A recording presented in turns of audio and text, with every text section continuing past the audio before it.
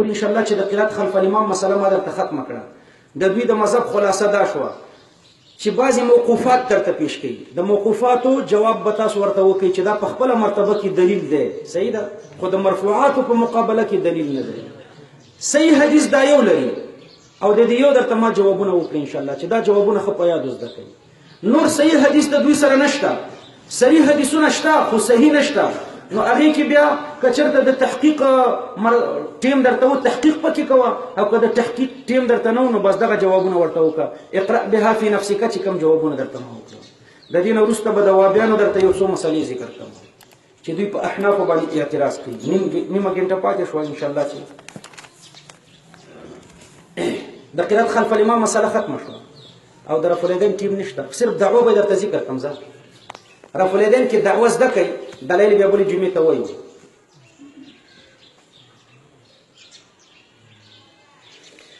د غیر مقلدینو په دعوه کې تاسو دا زده کوئ. د رفع الیدین دعوه درته ذکر کوم او بیا به درته نن دا خبره ذکر کړم چې دا دعوې نه وروسته د دوی لپاره هیڅ دلیل ګوره نشته. صحیح شو؟ ګوره سوچ ورته وکئ. تاسو چې په مانځه کې حرکات کوئ، دا ټیټیږي او جګیږي، لکه اول ودرېږئ او بیا رکوع ته ځئ، بیا سر اوچتوئ، بیا سجدې ته ځئ، بیا د سجدې نه راوچتېږئ، بیا سجدې ته ځئ. دا رفع او خفض، دا ټیټېدل او جګېدل، یعنی دا حرکات دا په مانځه کې څو دي؟ 26. جزاک الله، 26 دي. وهابیان ورسره جلسې د استراحت هم کوي. نو د جلسو د استراحت سره د 28 کېږي. جلسې د استراحت دویم رکعت ته چې پاڅېږي دوی، اول رکعت نه چې دویم ته اوچتېږي، اول لکینی بیا پاڅېږي، او څلورم رکعت ته چې اوچتېږي اول لکینی بیا پاڅېږي. نو دغه جلسې د استراحت چې ورسره ملګرې کړي نو د حرکات په مانځه کې ټیټېدل او جګېدل 28 راځي. او د احنافو په څلور رکعتي مونځ کې ټیټېدل او جګېدل 26 دانې راځي. بیا ځان سره وشمارئ ان شاء الله چې خو 26 دانې ټیټېدل او جګېدل دي. په دې 26 کې څلور رکعات دي که نه؟ څلور رکعاتو کې 26 ټیټېدل او جګېدل دي. په دې کې وهابیان په 10 ځایونو کې رفع الیدین کوي. نه 10 ځایونو کې مه وایه، 10 ځلې رفع الیدین کوي. څو ځلې کوي؟ 10 ځلې. څلورو ځایونو کې 10 ځلې. ګوره اول چې مانځه ته درېږي د تکبیر اول رکعت په شروع کې رفع الیدین کوي. دا یو. د دریم رکعت په شروع کې هم رفع الیدین کوي. د اول رکعت په شروع کې او د دریم رکعت په شروع کې. دا دوه په رکعتونو کې شو. څلور رکعتو کې څو رکوګانې دي؟ 4 رکوګانې دي. هرې رکوع ته دوی رفع الیدین کې ټیټېدلو ته او را جګېدلو ته هم رفع الیدین کوي. نو څو شو دا د رکوګانو؟ 8. جزاک الله. 2 هغه او 8 دا شو. نو څو شو؟ 10. 4 رکوګانې دي که نه؟ 4 ځلې ټیټېدلو ته 4 رفع الیدین کوي او 4 ځلې راوچتېدلو ته 4 رفع الیدین کوي. نو د رکوع رفع الیدین 8 شو. او د اول رکعت چې مونږ هم کوو دویم کوي، او د دریم رکعت هغوی کوي مونږ یې نه کوو. شاباسي. 2 د رکعتونو شو او 8 د رکوعاتو شو. نو ټول څو رفع الیدین شو؟ 10. او څو ځایونو کې شو؟ 4 ځایونو کې. ګوره اول رکعت کې، دریم رکعت کې، رکوع ته د تلو په وخت کې، رکوع نه د اوچتېدو په وخت. صحیح شو؟ 4 ځای شو که نه؟ اول رکعت کې، دریم رکعت کې، رکوع ته د تلو په وخت کې، رکوع نه د اوچتېدو په وخت کې.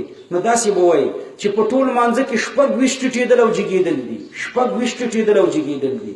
په دې کې 10 ځلې 4 ځایونو کې 10 ځلې وهابیان رفع الیدین کوي. 4 ځایونو کې 10 ځلې رفع الیدین کوي. او څوک یې نه کوي نو څو پاتې شو خواته؟ زمونږ په 14 او د وهابیانو 18 پاتې شو. 18 کې رفع الیدین نه کوي. 18 ټیټېدل او جګېدلو کې رفع الیدین نه کوي. نو اوس ګوره د دوی په دعوه کې 4 جزء دي. اول د دې 10 رفع الیدینو اثبات په مناظره کې به دوی دا کوي. 10 رفع الیدین به ثابتوي. یو د 10 رفع الیدینو ثبوت دی. دویم د دې 10 رفع الیدینو حکم چې دا ثبوت نه وروسته ګوره 9 بیبیانې ثابتې دي که نه دي؟ حکم یې څه دی؟ وایي 9 ښځې ثابتې دي حدیث کې. حکم یې څه دی؟ حکم یې دا دی چې حرامې دي. پوه شوئ باندې؟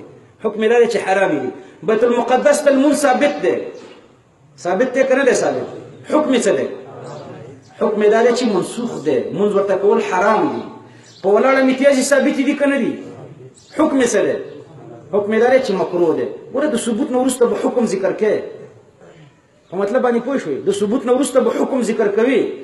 د دې لسو رفع الیدینو ثبوت دی او بل د دې حکم. لس رفع الیدین ثابت دي، حکم یې څه دی؟ فرض دي، واجب دي، سنت دي، مستحب دي. نو د اکثر وابیانو په نس سنت دي. نو یو د لسو رفع الیدینو ثبوت، دویم د دوی سنتواله. په خبره پوه شوې؟ د اتلسو نفي، د اتلسو نفي بیت المقدس ته مون بلکه په مانځه کې قهقه مه کوئ، په مانځه کې خبرې مه کوئ. نهي په لا تقربوا الزنا، لا تقربوا الزنا نهي ده که نه ده؟ حکم یې څه دی؟ حرامه ده. ګوره د اتلسو رفع الیدینو نفي او د دې حکم چې د اتلس رفع الیدین ولې دوی نه کوي؟ مکروه دي که حرام دي چې ولې نه کوي؟ یا به مکروه یا به حرام یا به بدعتي. که مکروه حرام او بدعت نه خو کوي دي که نه؟ دا د سجدو دې هم کوي چې پته ولګېږي چې د امام ته صفا پته لکه شیعګانې چې کوي. نو د وابیانو د رفع الیدین په باب کې د دعوی څو جزه شو؟ شاباس 4 جزه. تاسو په یاد راسره وایي. اول جزء د لسو رفع الیدینو ثبوت، دویم جزء د دې حکم چې دا سنت دي. دریم جزء د اتلسو نفي. شاباس. او د دې حکم یې څه دی؟ چې دا مکروه دي یا حرام دي. دا دعوه پې ولیکئ چې دا دعوه پې ولیکله، په دې دعوې یو دلیل هم اوس نشته. یو د دنیا په یو کونج کې یو حدیث هم نشي پیش کولی. تاسو ته اسانه چل ښیم. هر حدیث چې درته پیش کولو دا 4 جزې پکې ګورئ. هر حدیث کې د دوی د اول جز هم نه پوره کېږي. دا لس رفع الیدین نه پوره کېږي. رفع الیدینونه یې شمارئ چې په دې حدیث کې څو راغلي. چې رفع الیدینونه وشمارئ، لس پکې کله نه پوره کېږي. لس په 2 حدیثونو کې راځي، نورو کې نه راځي. یو د ابو موسی اشعری صاحب حدیث دی، یو د عبدالله ابن عمر صاحب حدیث دی. دې دوو کې لس پوره کېږي، 4 ځایه پکې پوره کېږي او نورو کې نه پوره کېږي. نو چې نه پوره کېږي دوی چې چېرته د رفع لفظ ګوري ورفع یدیه وایي دا زموږ دلیل دی. نو هغه به ورسره نه منئ. تاسو به دا 4 جزه پکې ګورئ. په خبره خو پوه شو انشاءالله. هغه حدیث کې به یې وشمارئ. نو چې وشمارل چې لس پکې پوره نه شو که نه، 4 ځایه پکې رانغله، نو تاسو به ورته وایئ چې ستاسو د دعوی یو جز هم په دې حدیث کې نشته. ولې پکې نشته؟ دعوی اول جز هم 4 ځایانو کې لس ځلې رفع الیدین دی او دې ځای کې 4 ځایانو کې لس ځلې رانغله. دارنګې د دې سنتواله دی، سنتواله په دې حدیث کې رانغله. د اتلسو نفي ده، هغه په دې حدیث کې رانغله. بیا د دې اتلسو کراهت یا حرمت دی، هغه په دې حدیث کې رانغله. په خبره پوه شئ انشاءالله. چې لکه ګوره د بخاري شریف 102 صفحه ده. بخاري شریف کې که زه د ابو داود نه درته وایم، خو زه بله جمعه به بیا درته تلاوت کوم، تاسو به جوابونه راته کوئ. اسانه جوابونه دي. ما ته پولي چرخي کې یو ابي رساله راکړه، رفع الیدین کې لیکلې وه. ما سره هېڅ کتاب هم نه و. رسالې چې راته راکړه بس ما ورته شروع وکړه. دا دعوه مې ذهن کې وه. هر حدیث چې ده لیکلی وم په دې کې ستا د دعوې یو جز هم نشته. په دې کې کم دي؟ بعضو کې 3 رفع الیدینه دي، بعضو کې 5 رفع الیدینه دي، بعضو کې 9 رفع الیدینه دي. دا ستا د دعوې اجزا پکې نه راځي. نو چې نه راځي لهذا دا حدیث ستا دپاره دلیل نه دی. دا خطابات کې ما د یو وبي سره همداسې چل وکړو. وبي را سره کېناستو مناظره کې، وایي دا ډېر غټ عالم دی. یوه جمعه دی غټ عالم پسې ګرځېدل. بس یوه جمعه بعد چې راته را پیدا کړو چې راغلو، خو لویه واقعه ده چې کېناستو. ما ورته ویلې چې دعوه ولیکه رفع الیدین کې، وی لیکله په کاغذ. ما ورته ویلې او ده لیکله. ما زه درته خبره کوم که ستا د مسلک نه خلاف وه بیا ته راته وایه. ما ته په 4 ځایانو کې 10 ځلې رفع الیدین کې که نه کې وایي که وې. ما ښه دا ولیکه. دې ته سنت وایي که نه وایي؟ وایي وې. ښه دا مو لیکه. 18 ځایانو کې خو یې نه کوئ که نه. او د دې حکم چې مکروه دی یا حرام دی چې دا دعوه مې پې ولیکله، ما ښه زه اوس دلیل پیش کړه. بخاري شریف 102 نمبر صفحه کې د عبدالله ابن عمر صاحب اولنی حدیث راته راواړولو. اولنی حدیث کې دا د 3 رکعت رفع الیدین نشته، 10 ځلې نه پوره کېږي. دا د 3 رکعت والا نه و. دا د 3 رکعت والا اولنی حدیث کې نه و. نو چې نو مې دا خو ستا د دعوې یو جز هم پکې رانغی. دې کې خو دا د 3 رکعت رفع الیدین نشته، یا په بل تعبیر په دې کې خو 9 رفع الیدین دي. نو دا 9 خو ومنه. مې د 9 والا سره به ځان ته زما لانجه ده. ته د 10 والا یې. 9 والا امام شافعي صاحب دی. امام شافعي صاحب والا راوله چې هغه سره د 9 والا وکړي. زه خبره وکړم. ته خو د 9 والا نه یې، د 10 والا حدیث پیش کړه. نو بیا وایي زه دا بل حدیث چې بل حدیث هغې کې 5 رفع الیدین، هغې نه د رکوع د راجګېدو رفع الیدین نه وایي ښه زه دا بل حدیث. بس تر اخره پورې لاړو. اخر د عبدالله ابن عمر صاحب هغه حدیث ته ورسېدو چې په هغې کې دا 10 دي.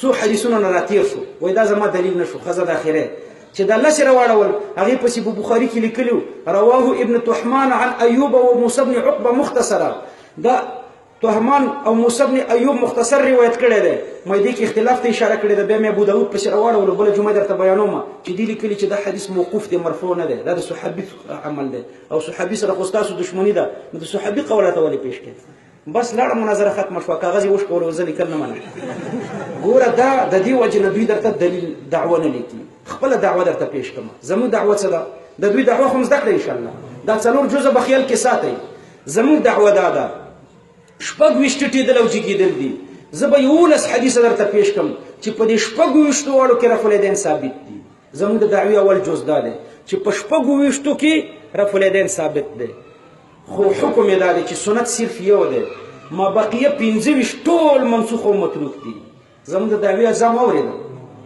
جواب دعوه وابل به دعوه لیکي موږ به جواب دعوه لیکو نور تفصیل درته ان شاء الله چې را روانه جمعه کې کوم ځکه چې دوی پکې مدعیان دي زموږ جواب دعوه څه ده وایه شپږ ویشت رفع الیدین ثابت دي سنت پکې صرف یو دی ما بقیه 25 واړه منسوخ او متروک دي په مسله باندې پوه شوئ اوس درته چلو ښیم وبي دعوه نه لیکي ځکه دا کتابونو کې هم زموږ د کتابو کې هم دا خبرې ولیدې چې دعوه دغه ده او په دې دعوې دلیل نشته نو اوس ډار شوي دي چې په مناظره کې کینی پر رفع الیدین کې بس دعوه نه لیکي چل کې په دعوه ولیکه چل کې ته خپله تا ته وایي ته دعوه ولیکه ته خو منکر یې نافي په تا د دعوې لیکل نشته خو که مناظره کول غواړې خیر دی ورته ویلیکه ورته چې شپږ ویشت رفع الیدین ثابت دي اول جز دا ولیکه دویم جز دا ولیکه چې یو پکې سنت دی او ما بقیه منسوخ او متروک دي دا یو ټکی پکې ورزیات کا چې د رکوع رفع الیدین سنت نه دي صحیح شو د رکوع رفع الیدین سنت نه دي او د پیغمبر علیه السلام همیشنی عمل نه دی اوس ورته وایي زه اوس خو زما د دعوې جواب خو ولیکه نو تا خو اخر کې ورته جمله لګولې ده چې سنت نه دي نو مجبور دی چې دی به چې سنت دي نو چې سنت دي بیا د دلیل پې نه لري نو چل کې پیدا ولیکه چې دا سنت دي د چل طریقه یې دا ده انشاءالله چې نور دلیل به بیا درته په را روانو جمعه کې پیش کړم دا به خو زده کړه کنه دوی چې کوم حدیث پیش کولو هر حدیث چې پیش کولو اول خو د اول جز سره مطابق کیږي نه که مطابق هم شي صرف اول جز د دوی د دعوې پکې راځي ته ورته وایې چې زما د دعوې اول جز دا و چې شپږ ویشت رفع الیدین ثابت دي نو ته چې څومره حدیث پیش کړې زما د جواب دعوې سره مخالف نه دی زه منم چې شپږ ویشت واړه ثابت دي خو زه منکر د سنتوالي نه یم سنت صرف یو دی ما بقیه 25 دي دا سنت نه دي پیغمبر علیه السلام همیشنی عمل نه دی دغه د دې په خلاف ماته حدیث پیش کړ دوی چې څومره دلایل وایي ستا د جواب دعوې سره به مخالف نه وي 200 دلایل دي وایي ستا د جواب دعوې مخالفت پکې نه راځي ستا جواب دعوه دا ده چې شپږ ویشت واړه ثابت دي پوه شوئ دوی چې څومره دلایل وایي ورته دا خو ثابت شو کنه بس ما دا منلې ده چې دا ثابت دي خو سنت نه دي شابه سنت صرف یو دی د سنتوالي یو دلیل نشته